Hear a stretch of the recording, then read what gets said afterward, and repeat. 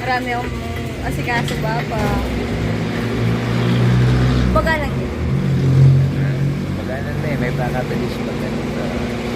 Pag-inendar.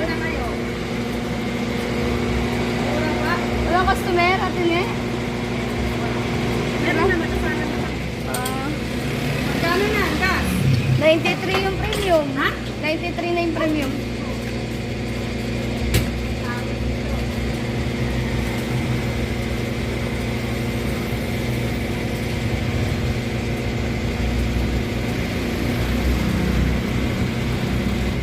Nakakalula!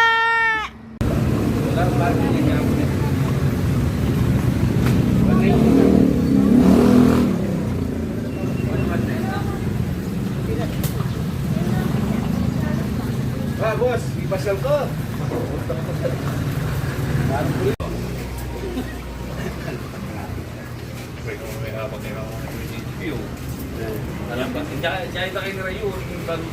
Tinanggap natin kagad 110 pesos to 130 pesos ng upo ngayon ng ano, ang average nga 120 pesos na ang diesel, tinanggap na lang natin ang ganon.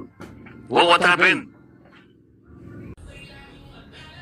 Pag naayos na po ang lahat, nasettled na ika nga, babalik pa po ba kaya ang dating presyo ng gasolina at ng mga pangunahing bilihin na kailangan ng tao?